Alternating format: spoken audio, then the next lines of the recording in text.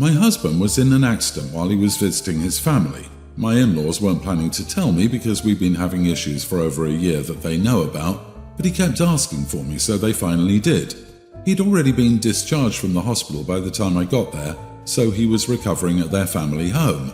I went there as soon as my flight landed, but my brother-in-law refused to let me in the house to see him.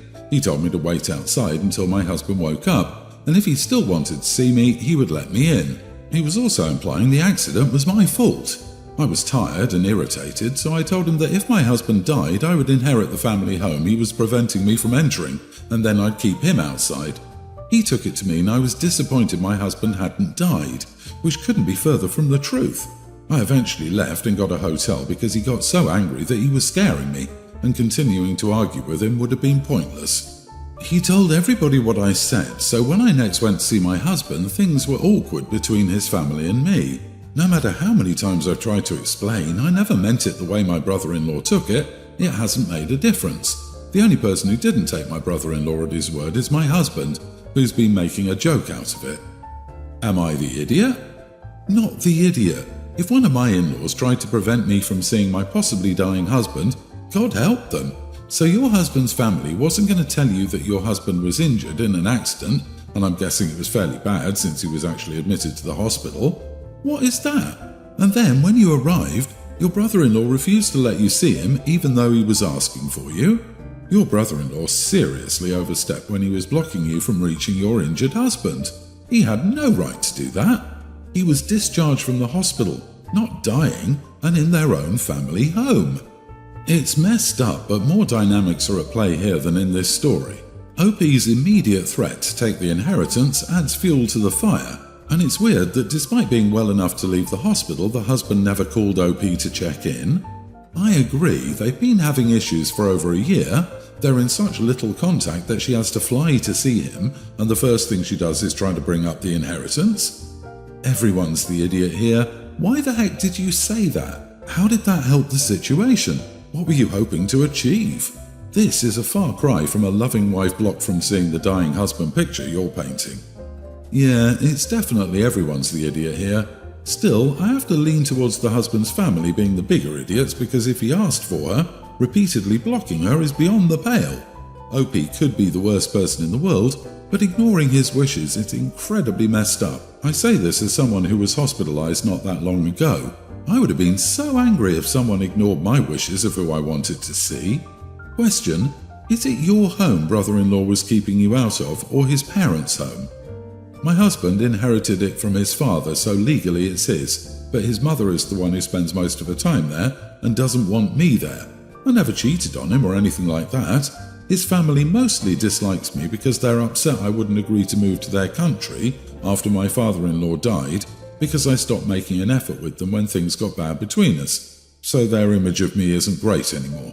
This is the answer I needed. They're idiots. Brother-in-law has no business refusing you access. That family refuses to acknowledge that until you are divorced, you are the wife and have rights. They may think that by barring your visitation and your husband being bedridden, read stuck in that country, you will get frustrated and agree to move to their country. The husband's family hates OP because she refused to go to their home country after her father-in-law died, presumably so her husband could financially support the family. Let me guess, your hubby is the oldest son too. My brother is having a destination wedding. I'm sure it'll be very nice. I'm a widowed single mom with 2 young kids. I'm not destitute or even hard up. My husband had insurance. We live in a paid-off house and we have investments that provide me with an excellent amount of backup to my salary. I would rather be in debt up to my eyes and be in his arms every night. Trust me. The wedding will cost about $2,200 for a week. It's a very good resort. I RSVP'd no. Maybe if it was in the summer I would consider it a vacation, but I'd need to take time off school. My in-laws are retired, they love watching the kids, but they are elderly. My husband was a little older than me and my kids are a lot to take for a week. Taking the kids out of school and bringing them to the wedding will cost $5,500, since we will be sharing a room.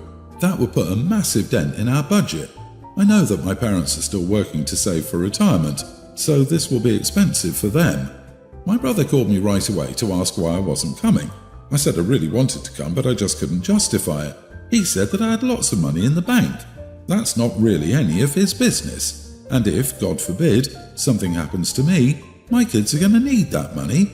I'm not going to blow a chunk of it on a wedding. He's upset that I won't be coming. He kept pushing until I finally admitted that I didn't think it was the best use of my money. Then I said something I shouldn't have. I said if he really wanted me there, then he could pay for the trip. He hung up and hasn't called back. My parents did call me though, and they said that I didn't need to hoard all my money. I'm torn. Am I being an idiot by not splurging a little and going to my brother's wedding? Am I an idiot for basically telling me he has to pay me to go? I can see his point of view, but I have a lot of other things I need to consider. I thought maybe an outside perspective would tell me if I was a witch. Edit. Before everyone jumps on my brother, he came to my destination wedding, but it wasn't as expensive and he stayed in the same room as my parents. And my husband paid for everyone in our family that we invited. Not the idiot. An invite is not a summons to appear. If you have a destination wedding, you must realize people won't come. Also, you're not hoarding your money. You are making smart decisions based on the best thing to do for your children. Tell anyone who says that to go back in their box. It's your money, not theirs. I've always assumed that anyone who hosts a destination wedding secretly wants to have their guest list be as short as possible. What better way to get people to say no than to plan a wedding that's expensive, time-consuming, and disruptive to their regular schedule? If OP's brother really wanted her, and as many other guests, to attend, then they shouldn't have opted for a destination wedding, or he should have extended the same courtesy that OP's husband did for him and covered the cost of travel. Send a nice gift, fawn over the pictures, and let him get over it. I'm sorry, but anyone who holds a destination wedding during the school term a 12-hour flight away from their widowed single parent of 2 siblings shouldn't be getting hurt about their not attending. It's not just the cost, but the practicalities around school, childcare, taking time off work, and so on. Pulling your kids out of school for a wedding would be an idiot move, especially late in the term, and the same goes for spending money that ought to be your household emergency fund or your children's college money. You aren't obligated to spend that on someone else's wedding, and anyone who would push that is an idiot. I, 29 male, am a super social guy at work. We used to have a really cold, unwelcoming office, and my team, 4 of us all together, was brought on to improve morale, so I'm not saying that to brag, it's literally part of my job description.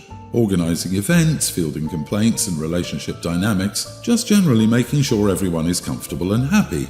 I'd like to say I'm pretty darn well liked and haven't seen any evidence to the contrary yet, and this has spilled over into my life in general, and I'm one of those always smiling types overall. I said this because my colleagues recently asked if I have a problem with our newest starter, 31 female. She works in sales and is a little quiet, most likely because she's new, but ostensibly nice from what I hear. I've not got anything against her personally per se, but she's allegedly mentioned to my team, but not me, that she doesn't get invited to outside of work events, non-official functions, parties, dinners, etc. She's looped into all official events or invited out to lunch at all and spends a lot of time alone in and around the office. I admit to giving her a wide berth, but that's just because during her first week before we'd been introduced, I was getting onto the elevator and noticed someone had dropped a keycard in the lobby. I recognised her face and approached her at her desk.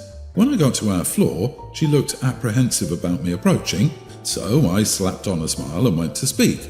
I just got out an "excuse me, but I think," before she interrupted with what sounded like a pre-prepared speech about how she wants to keep work and personal life separate and didn't wish to engage unless it was work-related.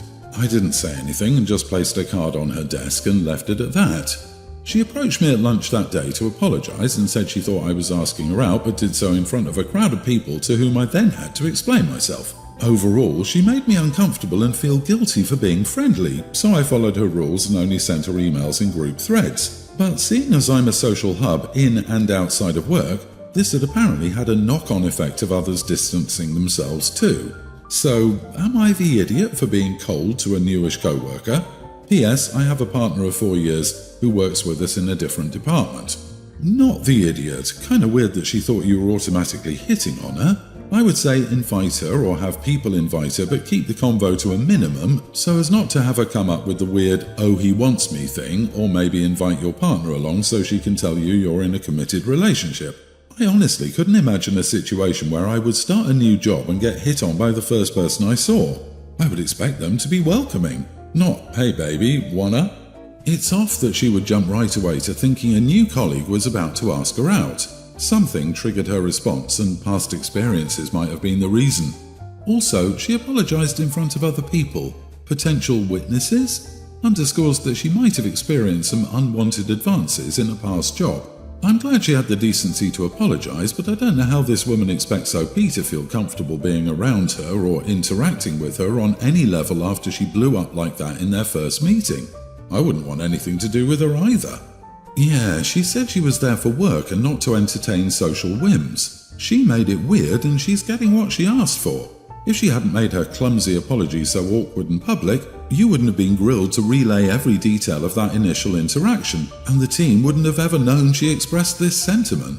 It's on her to fix, and frankly, whining to others about it isn't such a hot look either. I, 25 female, am about to get married to my fiancé, 28 male, and we already got the wedding list down. However, my sister, 25, my twin, just rejected my invitation because she doesn't believe she can be at my wedding without her trauma being triggered.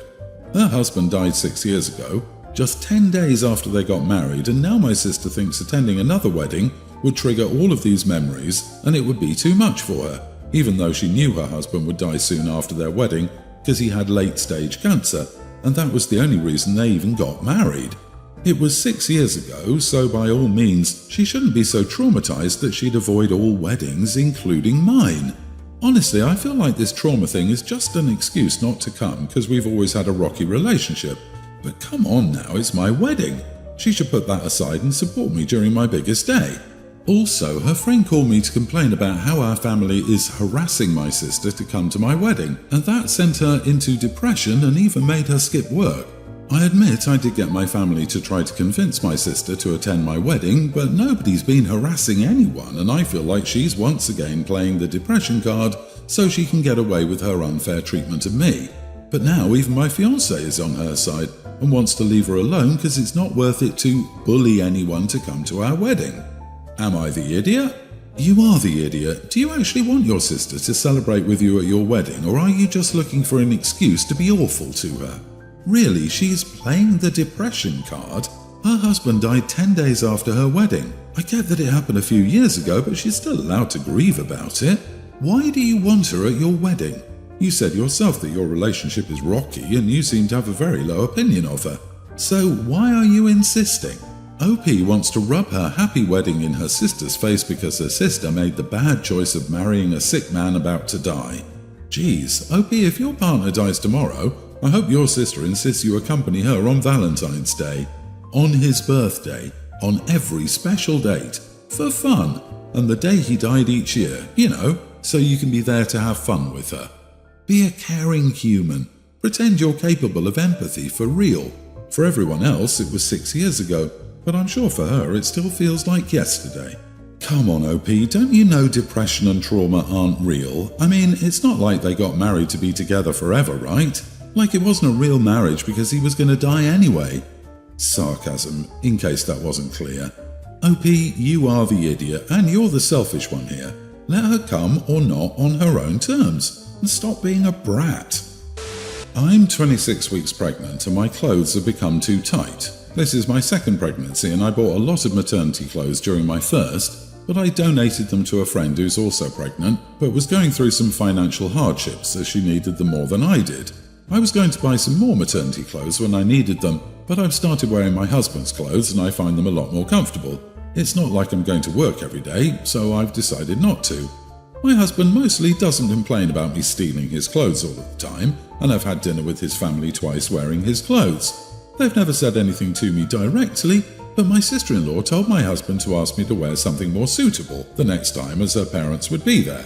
I saw her text and they really upset me, so I'm refusing to buy maternity clothes just for their stupid dinners. My husband offered to go buy some for me and has even tried dangling the idea of us going somewhere nice for a date soon to try to convince me I need them, but I haven't budged. I did text my sister-in-law to let her know I didn't appreciate it, but that only opened the door for her to try to convince me and argue with me over my needing maternity clothes. Am I the idiot? Not the idiot. It didn't seem to bother your husband until his nosy sister stuck her nose in your business. Tell her she can decide what to wear the next time she has a baby. Otherwise, leave you alone. What a stupid thing for her to worry about. She's not paying your bills. I disagree. Everyone's the idiot here. Your husband is at least somewhat uncomfortable, seeing as he's brought you up needing your clothes and is trying to convince you to buy some new outfits. But he shouldn't have let your sister-in-law get involved and should have handled it directly between you and him. Sister-in-law sucks for being a weirdo and getting so overly involved. You suck for being so stubborn and refusing to buy your own clothes. They're his clothes. Regardless of how comfortable they are, they're not yours. Go buy yourself some new clothes and leave his alone. Yeah, take the hint from your husband. He probably wants you out of his closet. If you wear your husband's basketball shorts to a reasonably okay restaurant where other people are wearing a nice sweater or blouse, I would say you were pushing it. Something tells me you were not wearing his interview suit. If I were you, I would have one pair of presentable jeans, a sweater or blouse, and one cute dress that could either be worn day or night. It doesn't have to be a huge wardrobe. You can't get through 9 months on basketball shorts and football sweaters. Yes, wearing your husband's clothes around the house sounds lovely and comfortable, but going out to dinner in a baggy t-shirt and sweats is inappropriate and disrespectful to the hosts or other guests. Maybe OP is too tired to bother with shopping, but one shopping trip or some online shopping wouldn't hurt, and the clothes can be gifted forward later like last time. OP, being pregnant isn't a get-out-of-jail-free card for pettiness.